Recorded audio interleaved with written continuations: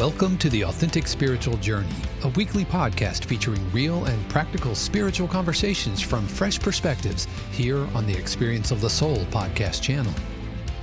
Today, episode 261, Prosperous Summer, Receive. And now your host, Reverend Cynthia Alice Anderson. Hello and welcome to the Authentic Spiritual Journey. My name is Cynthia Alice Anderson. I am the host, and I'm here today in 818 Studios with my producer. Good morning, everybody. This is Dave Croft, and welcome back to another episode of the Authentic Spiritual Journey. As always, I hope that you've had a wonderful weekend, and welcome to summer. By the time this comes out, it'll be summertime. Summer's officially here, and I'm ready for it. It's been cooler here lately, which I've been loving, and some much needed rain. And so just so happy to have you with us for another episode. Yeah. Dave, I almost felt like you were saying that to me. I was like, yeah, Dave, I'm really happy to be here. Yeah. But to all of our listeners, of course, we're happy to have you along for the drive or the morning commute or, whatever, however and whenever you listen. They could be biking, they could be jogging, they could be mowing the lawn, doing chores, whatever. Yeah, exactly. And, I decided to do the Prosperity series because I just recently met up with a dear friend. I've known her for 25 years, and she owns a incredibly successful business in Kansas City. She's been on our program before as well. Her name's Dr. Michelle Robin, and she happened to be in Tampa recently. And we had a meeting together with several healthcare providers, people who were supporting wellness, and she's creating a wellness consortium. Anyway, it was a great meeting about wellness, and I was talking about my work with athletes. And when she introduced me, the funny thing was, she said, well, this is the prosperity guru, Reverend Cynthia Alice Anderson. And I started laughing. And I thought, when I met her 25 years ago, I was doing prosperity. So friends, I've been doing this a long time. And what I know is it's fun to practice these principles.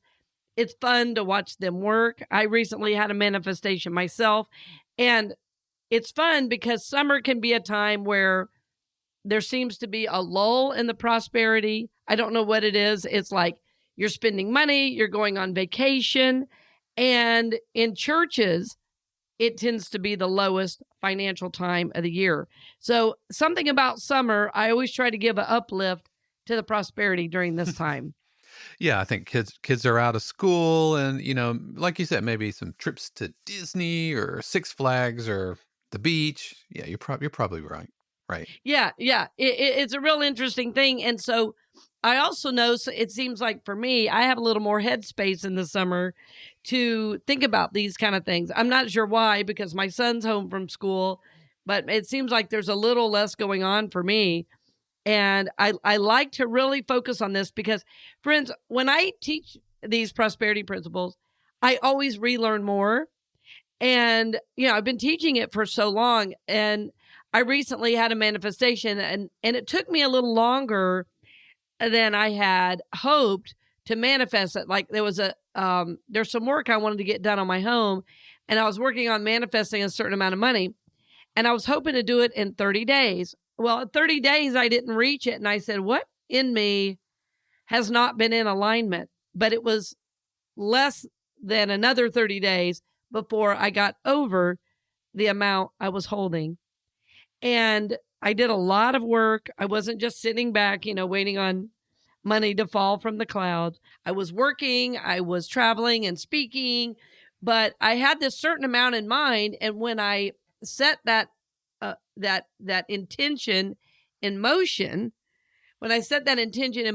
I didn't know the how I was going to bring about that financial manifestation. So for me, prosperity is a number of things.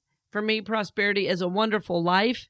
It's, it's happiness, it's goodness, it's a fit body, it's time with my family, it's a beautiful home, it's relationships that work. Prosperity is many things, but I'm really focusing on the prosperity principles mostly as it relates to finance because it gets our attention and helps us realize how we can co-create anything. So I love to talk about prosperity. I love to talk about being in the flow. And I also love to have people wake up to the fact that they are the empowerers. Is that a word? That they are empowered to bring forth all the good in their lives. So listeners, I'm saying this to you, that these don't just work for me. These don't just work for prosperity teachers, that in fact, we all have the power to bring more good into our lives and into the world. And that's why I teach this stuff. So yeah, this is really, really good material this summer. And prosperous summer, why not, is what I have to say, Dave. Why not? Why not? Yeah, absolutely. So did you give the title, or did I talk? No, I got excited. Well, it's, this is a series, Prosperous Summer, and today is Receive. Prosperous Summer. I'm going to receive some coffee right now. Yeah, I'll join you here. Praise God. It was pretty funny. Last month I was speaking in Wilkes-Barre, Pennsylvania, and I advertised a little bit on the channel. I'm going to speak there next year as well, and so it's nice to get a call back. But what was so interesting, evidently my love of coffee is known far and wide, because the organizer of the event sent me links for a coffee shop before I arrived near the hotel. Like to place your order, Yeah, before? like just so you know, this is walking distance from your hotel. That's good. Oh, yeah. I ended up not spending the most time there. I found another place, but I had a couple of really nice coffee places near the hotel. So that's a lot of fun. So if you want to bring me into your area, friends, you've got to provide. That's right. You've got to provide Java. That's right. Locally sourced, right? The localer, the better. The localer, the better. Yeah. And the place I ended up spending the most time was a coffee shop called Abide, Abide. And part of it was in what had formerly been a church, and it seemed to be spiritually based. Mm-hmm. And there was an area in the back, which was kind of cool. They had a rack that was holding magazines, but what it actually was an old pew rack that had held hymnals. Oh, wow. And there was a little plaque that kind of honored, the other use in the building. Like it said, like, from the Methodist Church, blah, blah, blah. Anyway. And it didn't have like a coffee pun, like Holy Grounds or something like that? No, it didn't. But because the word abide, you hear that often in a spiritual setting, abide in me, you know. And one of my favorite tunes I have a brother-in-law who's a Christian musician, and he has a song on his CD called Just Abide.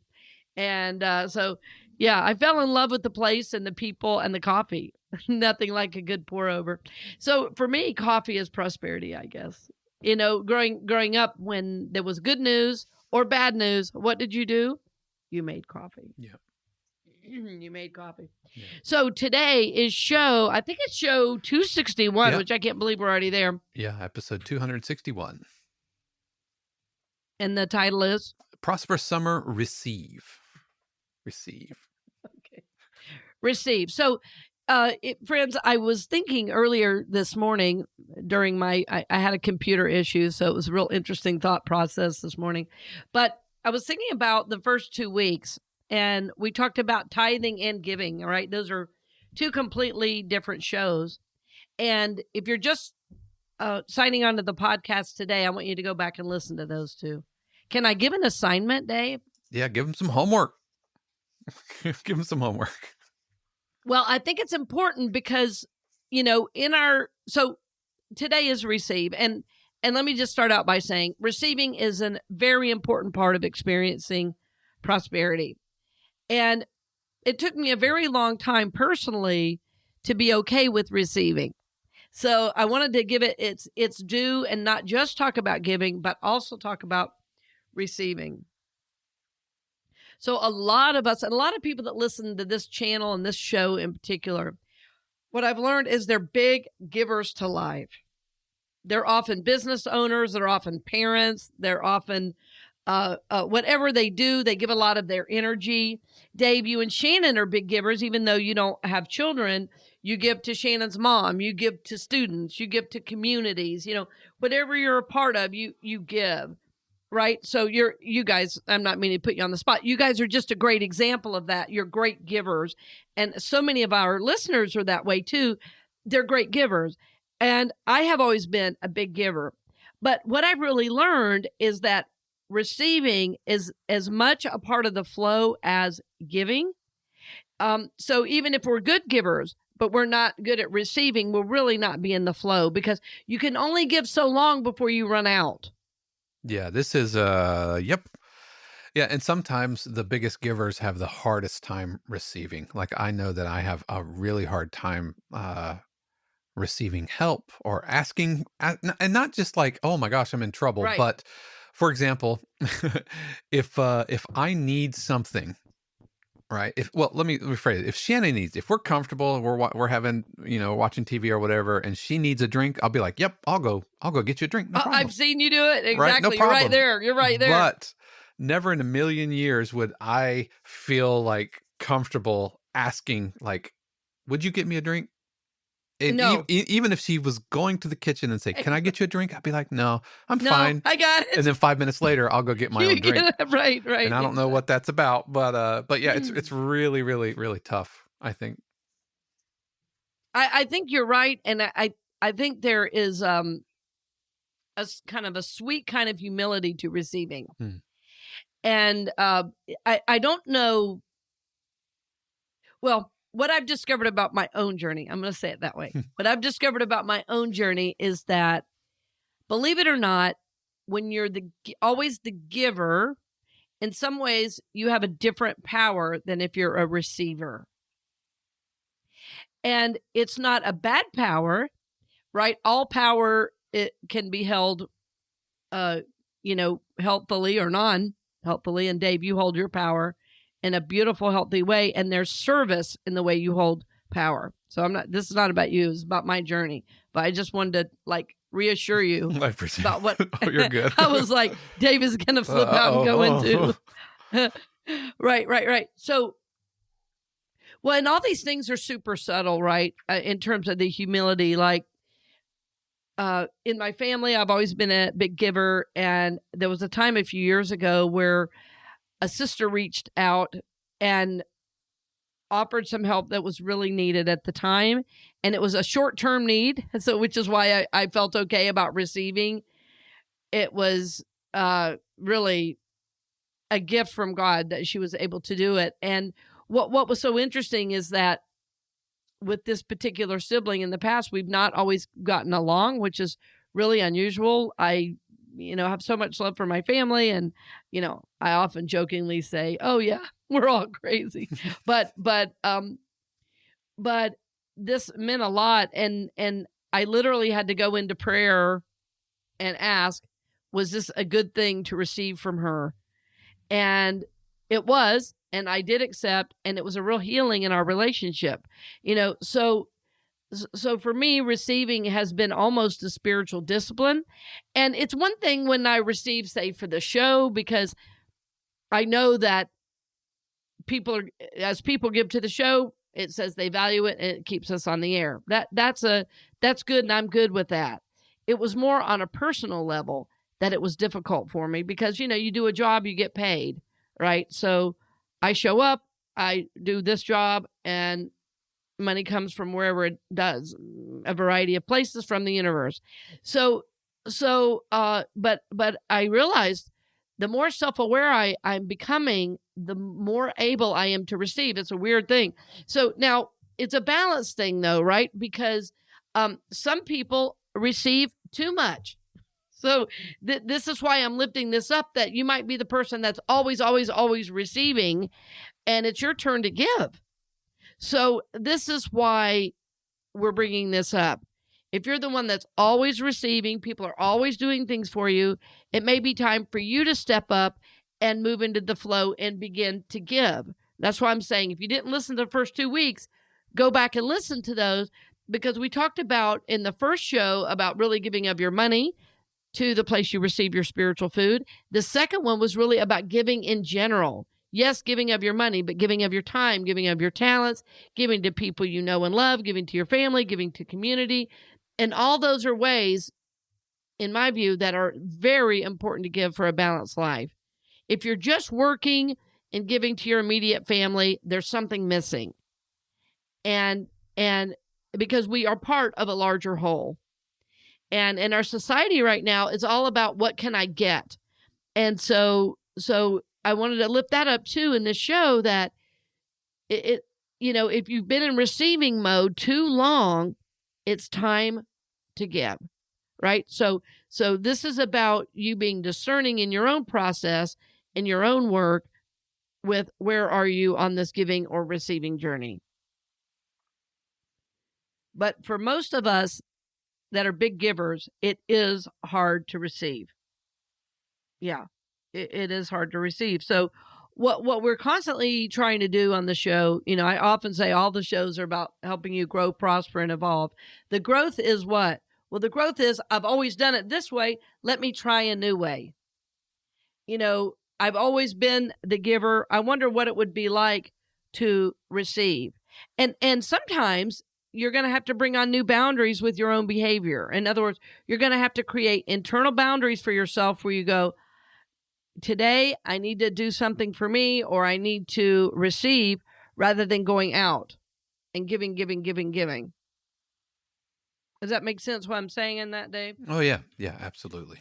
Yeah. It's well, I realized in a friendship with somebody I just dearly love, that I was really, and it's somebody I've known 25 years, and we just have a different need for connection. I want more connection than he does. And I realized I was kind of pouring myself into trying to connect rather than just, okay, if this really doesn't work for him right now, I've got lots to do. I'm not sure why I'm reaching out this much, and I need to bring this back into balance. We're not any less friends, but it just was feeling unbalanced to me. So now I kind of have this like internal thing that goes, wait a minute. You've reached out a couple times and you haven't heard back. Time to let it go. Yeah. Or you've been in a friendship and you feel like you're always the one making, reaching out. Let's get together. Let's get together. And that's the first thing I thought when you said, if you're always the one receiving. And so I get coffee with a buddy of mine. We go about once a month or so. And it's pretty healthy exchange of, sometimes I'll text him, say, hey, let's grab a coffee. Sometimes he'll text me, hey, let's grab a coffee. Yeah. And if I haven't heard from him in a while, then you go, I know hey, that's me. It's my turn. It's my turn. And it's not transactional like this. But if I think, I haven't heard, from Mark in a while, then I'm going to reach out to Mark. That is my mental cue that, okay, this is something that I want to happen. So it's my place to do that at that point.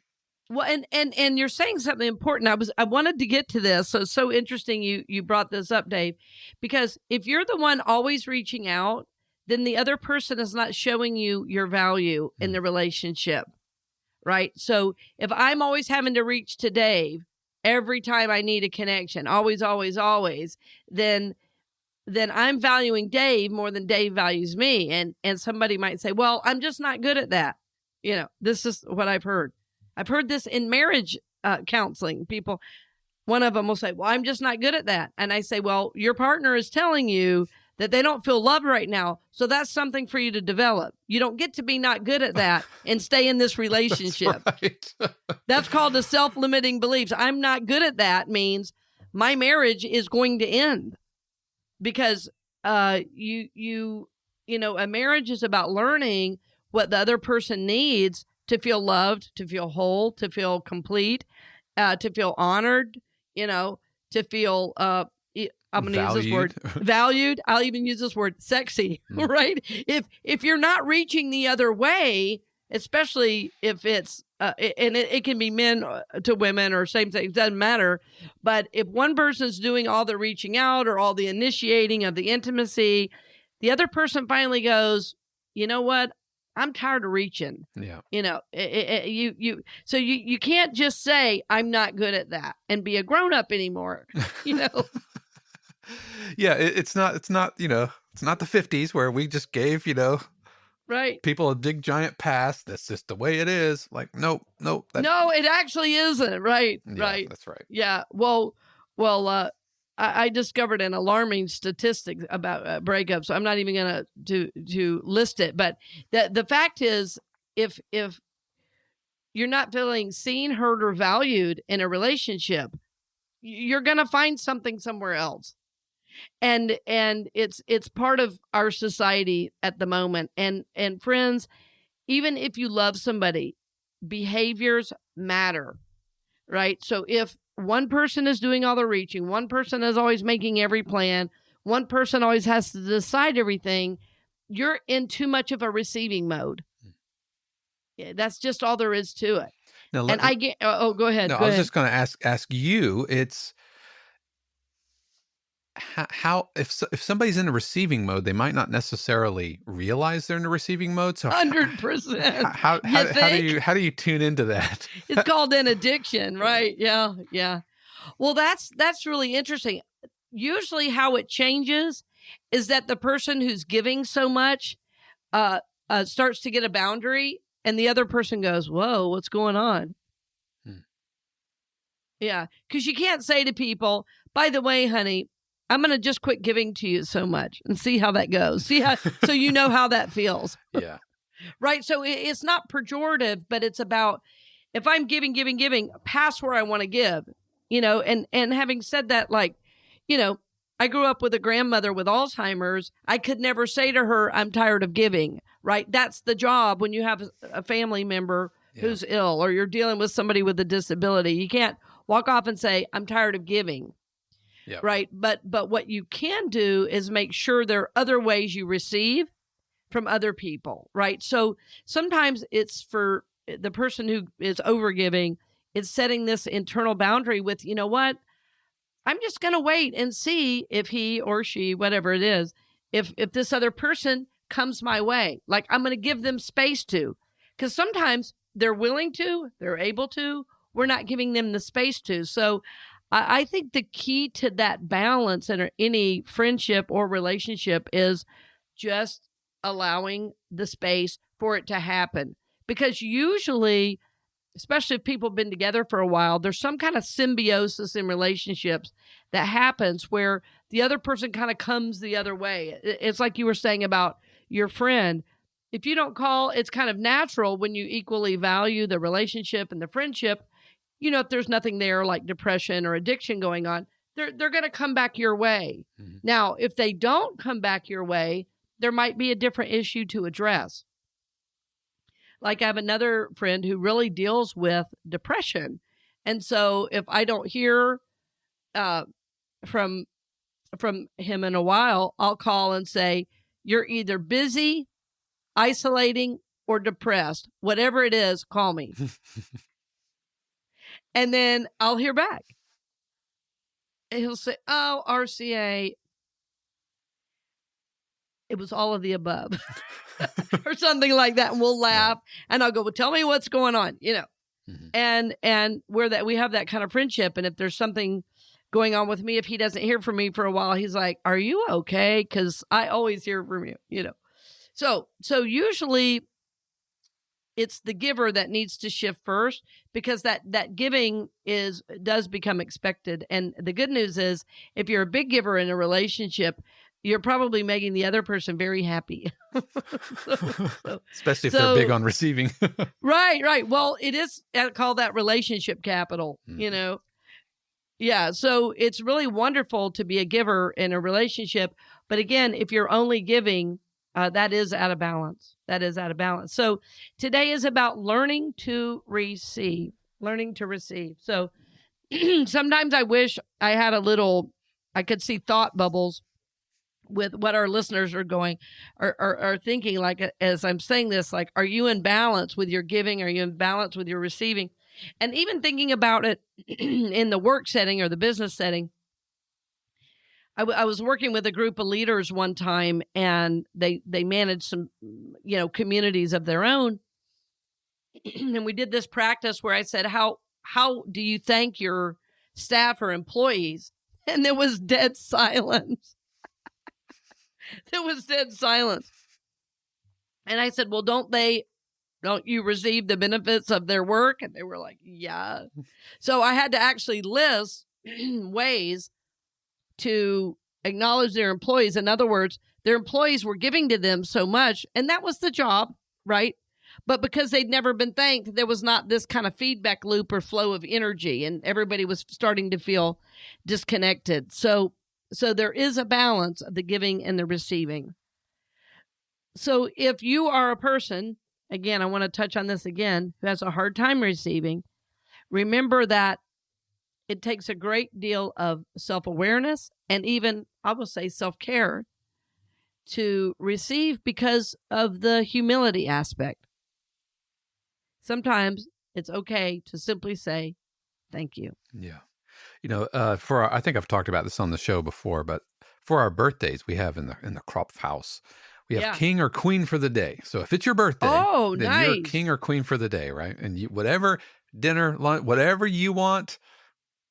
And so Shannon's birthday comes first. And so, she's queen for the day, and she has zero problems like holding the crown and scepter and be like, actually, she's really mellowed out. She's never asked me to like paint the kitchen or anything, which she could. Technically, she could. Technically, she queen. could. But when it comes for my king for the day, which is, about 2 weeks later, I have the hardest time with this. Right. And so what I end up doing is having Shannon do the things that I normally do, like go run and pick up Dunkin' Donuts, right? Go do all the little givey things that I do on the regular.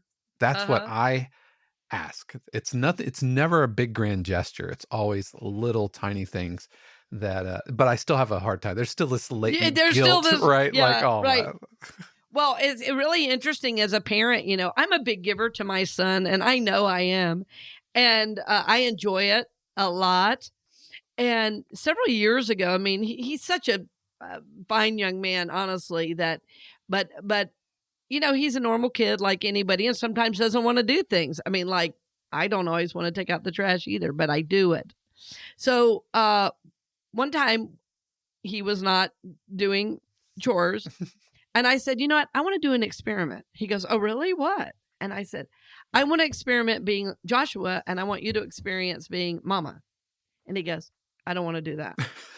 And I go, why not? I go, why not? He goes, I don't want to do that. I said, well, you know what? We're going to do it. We're going to do it for 24 hours. I said, but you know what? I'm going to go in my room and be on my computer first. And he goes, what? And I go, it's starting now. And he goes, it is? I said, well, you know how to make dinner, don't you? I said, you've got that dish you make. And I said, I'm going to just go in here and be on my computer. As a matter of fact, I'm going to shut the door to my room. And if you need me, you're going to have to knock on the door because I'm not available.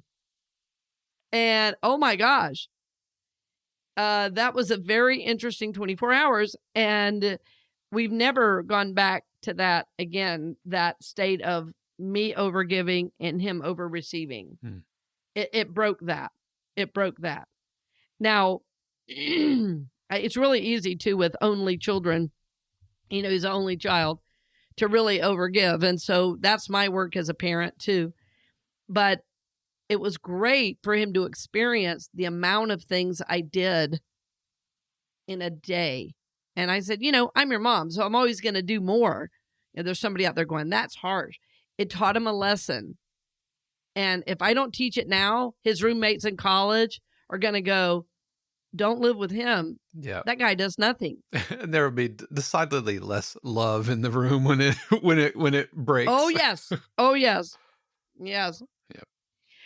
And so, he knows how to receive, but he's also learning to be a giver. And most kids his age don't give at all. And he's a great giver. He gives to church. He gives to, he gives to his friends. He's always helping teachers. He's staying after school. He helps with his orchestra. He's a great helper. But at home, he wasn't. And it's like, no, that's not okay. Yeah. That's not okay. So it was out of balance. So friends, are you in balance? Are you out of balance? Remembering receiving is an important part of experiencing prosperity. And so, as always, if you're listening to this, you want to grow, you want to prosper, you want to evolve. This is one way we do that. It's not to say you're wrong because you're receiving too much, or you're wrong because you're giving too much. It's not about right and wrong. It's about the balance of practicing these principles so life gets easier. That's a phrase I've been using recently. When I was speaking in Pennsylvania, when I was just at Unity North Tampa, I said, would it be okay if life got easier? Why don't you ask the person next to you? Would it be okay if life got easier? Everybody goes, actually, yeah. Okay. Practicing these principles helps life get easier because you are in the flow. In other words, your receiving creates a different flow. If you're only giving, that's not a flow. If you're giving and receiving, the waves go in and out, right? There's a coming and a going. This is what receiving does. It's the other side of giving. It's the other side of giving. So, my dear friends who listen, I love you and I bless you, and I know you're a big giver to life.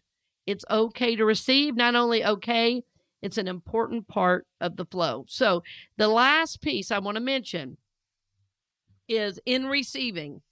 I want you to be able to receive and receive with great gratitude. The scriptures say all good and perfect things come down from the Father of lights, right? So whatever good is coming your way, bless it. Receive it with great gratitude, right? Knowing it is the Father's good pleasure to give you the kingdom. Receive with great love, great gratitude. Knowing you are worthy, knowing you deserve it, knowing all is well. This is an important part of the flow and will keep you in the flow of prosperity. So, dear friend, my prayer for you this summer is you have a prosperous summer and that you're setting up for yourself prosperity through the coming year even. That these principles are ones you start to think about on a daily basis, on a weekly basis, as you're walking through, your work relationships, as you're walking through your personal and romantic relationships, that you're in balance and you're in the flow so that you're experiencing all the good the universe has for you. So thank you for listening today, dear friend. I look forward to seeing you next week, and blessings on the journey. We hope you've enjoyed this episode of The Authentic Spiritual Journey here on the Experience of the Soul podcast channel. This channel is made possible because of listeners just like you. If you would like to support the channel with your tax-deductible contribution on an ongoing basis or through a one-time gift, head over to experienceofthesoul.com/support. The Authentic Spiritual Journey is copyright 2023, Cynthia Alice Anderson, all rights reserved. Our theme music is composed by Dave Croft and used with permission from RR Hot Publishing. The Experience of the Soul podcast channel is a production of 818 Studios.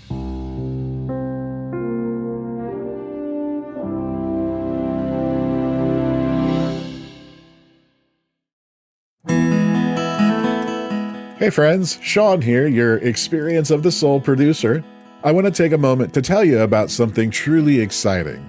The Soulworks online community, created by your host, Cynthia Alice Anderson, and available on the Mighty Networks app. If you're looking for a place where you can explore your spiritual path, connect with others, and grow in a meaningful way, then this is for you. Soulworks is so much more than an online community. It's a safe, inclusive space for spiritual exploration, self-discovery, and personal transformation. Inside the community, you'll find everything from uplifting spiritual studies to soul-centered growth practices, meditations, affirmations, and so much more. It's a space where you'll always be supported and never judged. The best part, membership is free.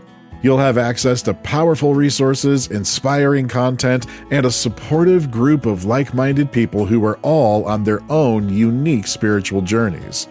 And if you're ready to dive deeper, there are premium options available to enhance your experience with a live Monday night talk series and extended, deeper meditations. If you're seeking a place to connect, grow, and nurture your soul, we would love to have you join us in the Soulworks community and see where this journey can take you. Visit my.soulworkscommunity.com today.